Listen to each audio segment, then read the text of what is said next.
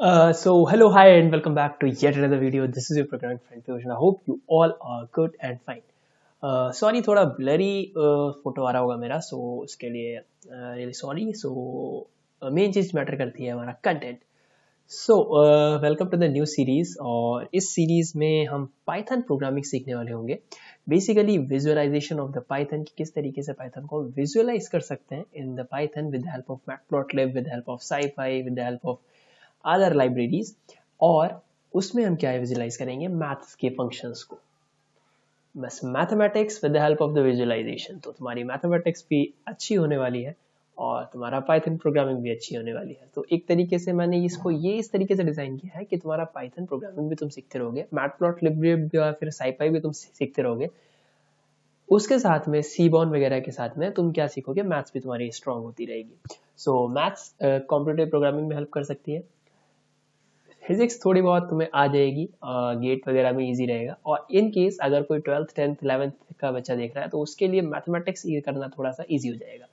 ठीक है. सो हम सिर्फ इसी में एक एक वीडियोस डेली आएगा या फिर मैं वीडियो पोस्ट करता रहूंगा जिसमें कि थोड़ा मजा आएगा. So we will make the mathematics in the fun way और आई होप तुम्हें पसंद आएगा. साथ में मिलकर करेंगे तो थोड़ा सा मजेदार लगेगा, अदरवाइज फिर वो थोड़ा सा डिफिकल्ट हो जाता है.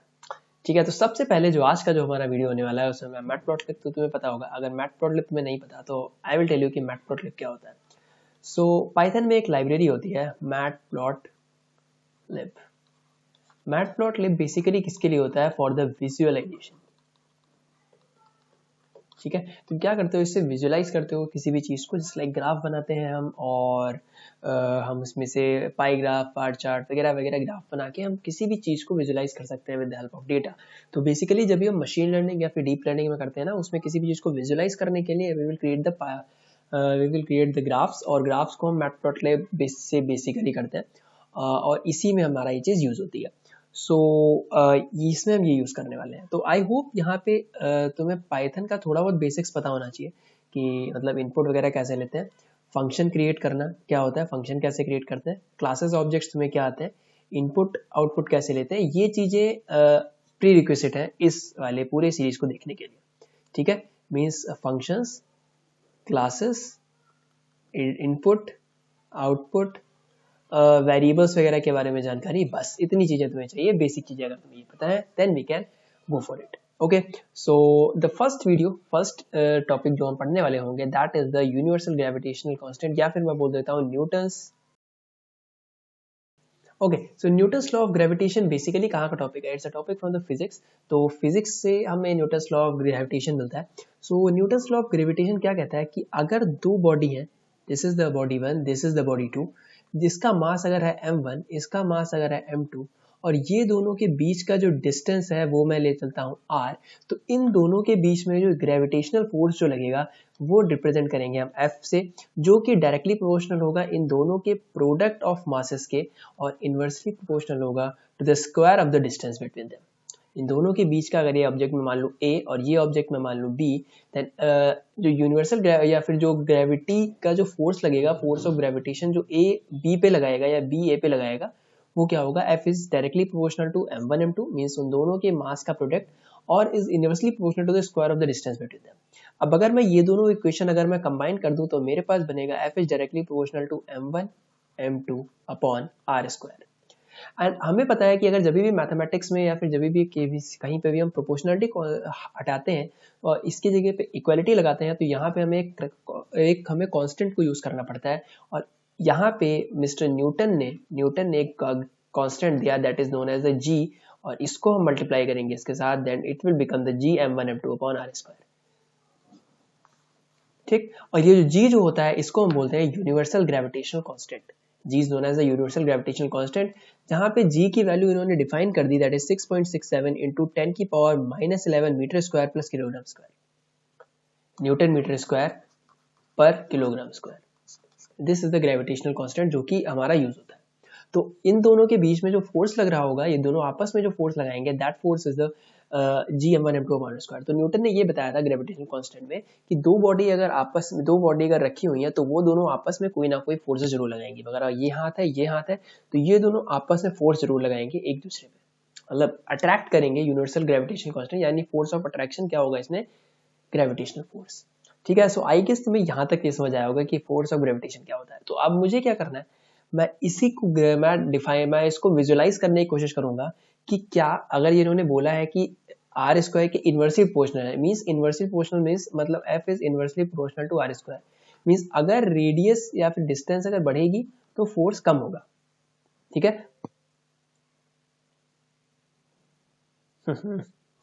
ठीक है, अगर फोर्स हमारी डिस्टेंस इन दोनों के बीच की बढ़ेगी तो फोर्स कम होगा, मींस अगर कोई ऑब्जेक्ट इतने पड़ोस में है तो उनके बीच में ज्यादा अट्रैक्शन फोर्स लग रहा होगा, और जो ऑब्जेक्ट इधर इधर है उन दोनों के बीच में कम अट्रैक्शन लग रहा होगा, because this is the R1 and this is the R2 and we can say that R1 is greater than R2, तो that's why F1 is less than F2।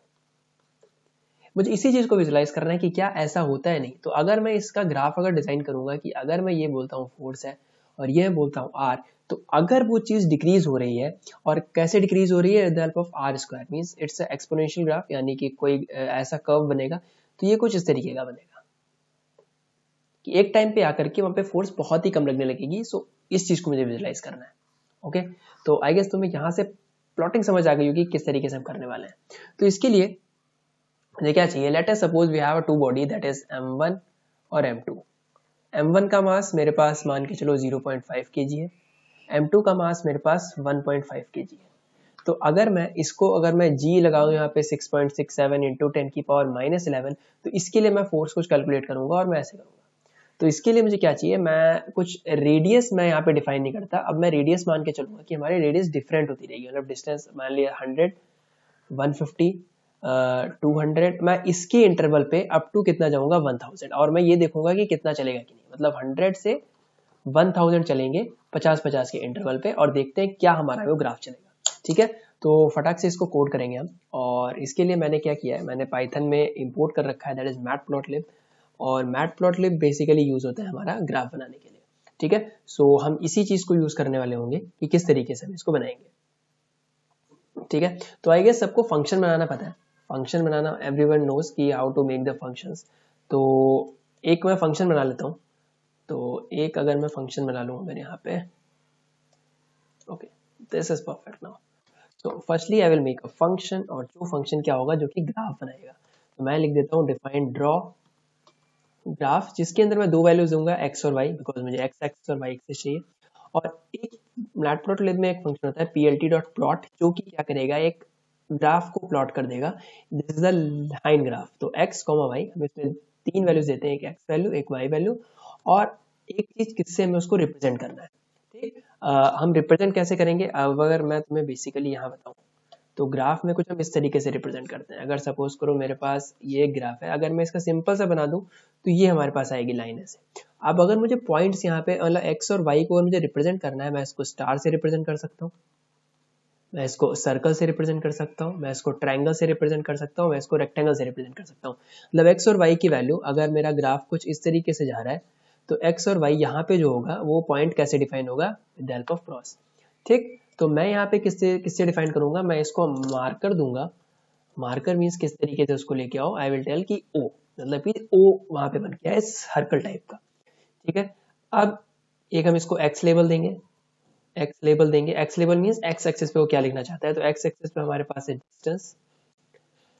Y label, Y level क्या लेता है, value लेता है कि जो हमें Y के एक्सिस पे हमें करनी है, तो वाई पे हम क्या लिखेंगे, ग्रेविटेशनल फोर्स। ठीक है, ये हमारे पास आ जाएगा।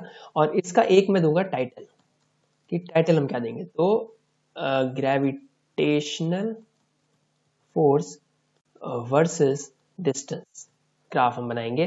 और फिर मुझे क्या करना पड़ेगा, plt.show, मीन्स मैं इसको एक कमांड दे रहा हूं कि हाँ इस ग्राफ को तुम्हें क्या करना है, शो करना है। ठीक है, ये मेरा एक ग्राफ का फंक्शन बन गया। नाउ अब मुझे क्या बनाना है, मुझे फोर्स बनानी पड़ेगी जो कि हम यहाँ पे देंगे। ठीक है, मुझे एक फंक्शन बनाना है जो कि फोर्स बनाएगा, तो डिफाइन मैं क्या बोलता हूँ, फोर्स। ठीक है, जिसके अंदर कोई भी वैल्यू कोई भी हमें नहीं चाहिए, तो मैं इसके लिए रेडियस देता हूँ। रेडियस मुझे कहाँ से कहाँ चाहिए, 100 से 1000 के बीच में इंटरवल के बीच में, तो रेंज फंक्शन हम यूज करेंगे। कहाँ से कहाँ तक जाना है, 100 से जाना है 1001 तक, बिकॉज मैं 1000 पे इंक्लूड कर रहा हूँ, और इंटरवल में कितना दूंगा, 50। ठीक, 100, 150, 200, 250 ये यहाँ पे जाएगा। और यहाँ पे मैं फोर्स स्टोर करता हूँ इसके लिए एक मैं लिस्ट बना लूँ। जी की value we know that 6.67 into 10 to the power -11, ठीक, this is the value of G. और मैंने बोला m1 इज इक्वल टू 0.5 जो हम ले रहे थे, m2 is equal to let suppose की 1.5, ठीक, 2 मासेस मैंने ले लिए यहाँ पे। तो अब मुझे क्या चाहिए, डिस्टेंस इन आर, ठीक है। मैं रेंज में जाऊंगा कि कितनी कितनी मेरी रेडियस है, उसके बेस पे मैं डिस्टेंस लेता रहूंगा और इसके बेस पे मैं फोर्स कैलकुलेट करूंगा। इसके बेस पे मैं फोर्स कैलकुलेट करूंगा और फोर्स में कैसे कैलकुलेट करूंगा, जी m1 m2 upon r square, तो G into m1 into m2 divide by कितना, डिस्टेंस का स्क्वायर, ठीक है। अगर मैं इसको बेसिकली ऐसे लिखूं, मतलब थोड़ा सा क्लियर वे में, तो दिस विल गिव दिस और ये ऐसे, ठीक है, जी m1 m2 upon r square ये बन जाएगा। और इसके बेस पे मैं क्या करूंगा, यहाँ पे मैं इसको अपेंड कर दूंगा, मतलब इस जगह पे इस लिस्ट में जाकर के इस f को अपेंड कर दूंगा, ठीक है, क्लियर। और इसके बाद मैं इसी में फंक्शन को कॉल कर दूंगा draw graph, will call the draw graph. और ड्रॉ ग्राफ में क्या पास करूंगा, x और y, x एक्सिस में मुझे क्या देना है, डिस्टेंस, तो डिस्टेंस मेरे पास क्या है r, y एक्सिस पे मुझे क्या देना है, फोर्स, तो यहाँ पे क्या है मेरे पास f, मैंने पास कर दिया, सिंपल सा, ठीक। Now we will create a main function जो कि इन सब फंक्शन को कॉल करेगा। तो हम एक मेन फंक्शन यहाँ पे बनाएंगे, name is equal to underscore underscore main underscore underscore, और यहाँ पे मैं क्या पास कर दूंगा, फोर्स फंक्शन को, ठीक है, क्लियर। ये एक सिंपल सा हमारा बन गया। अब इसको करते हैं रन और लेट्स चेक कि क्या ये चीज हमारी वैल्यू वैलिड करती है या इससे हम बना सकते हैं ग्राफ, और इससे क्या वेरी कर रहा है ग्राफ हमारा, वो हम चेक करेंगे इससे। ओके, तो नाउ रन दिस, और हम कहाँ जाएंगे, मैथ फंक्शन में, इसके अंदर मैं जाता हूँ 0 1 ग्रेविटेशन और इसको रन करते हैं, ठीक। इसको रन करने के बाद हमारे पास एक ये खुल गया, वाओ इट्स नाइस। यहाँ से तुम्हें क्या पता चल रहा है, दिस इज द ग्राफ, जहाँ की सबसे इनिशियल वैल्यू पे यानी कि x और y जब हमारा होगा 101, तो y की वैल्यू कुछ 5 पॉइंट समथिंग आएगी, यानी फोर्स कुछ इतना आएगा। और ये फोर्स क्या करता जाएगा, y जितना ज्यादा बढ़ता जाएगा उतना ज्यादा, ये देखो y की वैल्यू कम होती जा रही है, x की वैल्यू बढ़ती जा रही है, x की वैल्यू बढ़ती जा रही है, मतलब यहाँ पे कुछ y की वैल्यू थी और यहाँ से फिर ये x की वैल्यू बढ़ रही है, y की वैल्यू कम हो रही है, और एक टाइम पे जाकर के कांस्टेंट हो जाएगा। मींस एक टाइम पे डिस्टेंस जब ज्यादा बढ़ता चला जाएगा 1000 मीटर यानी 1 किलोमीटर पे, फोर्स नहीं लगती, बहुत ही कम फोर्स लगता है, इसलिए हमें पता नहीं चलता, करेक्ट ना। मतलब कि दो ऑब्जेक्ट अगर बहुत ही पास में है, बिल्कुल पड़ोस में डिस्टेंस है, तो उन पे फोर्स ऑफ अट्रैक्शन ज्यादा लगेगा एज कम्पेयर टू जो बहुत ही दूर पे है, ठीक। तो this is how we can visualize this, और ये कितना मजेदार चीज है कि हम कोडिंग को किस तरीके से इम्प्लीमेंट कर सकते हैं इस तरीके के ग्राफ बनाने के लिए। तो ऐसी कुछ तरीके से इसका एडवांस लेवल पे जो हमारे साइंटिस्ट वगैरह यूज करते हैं वो होता है। सो आई होप तुम्हें ये चीज पसंद आई होगी, ये थोड़ा सा मजेदार लगता है। So that's it from my side, और अगर तुम्हें ये चीज पसंद आई है तो फिर इस चैनल को सब्सक्राइब कर दो, बिकॉज आगे हम ऐसे बहुत सारे ऐसे हम फंक्शन बनाने वाले होंगे, ठीक है। In the next video we will discuss about की projectile motion, you know the projectile motion, जो हम एक को फेंकते हैं कहीं पे भी और वो वहां से जाके एक प्रोजेक्टाइल बनाता है वहां पे। सो उसको हम करेंगे विजुलाइज कि किस तरीके से रेंज वेरी करती है थीटा चेंज करने पे, मतलब एंगल ऑफ प्रोजेक्शन चेंज करने पे, और उसका वेलोसिटी चेंज करने पे। Okay, that's it from my side, meet you guys in next one, till then good bye and take care, happy.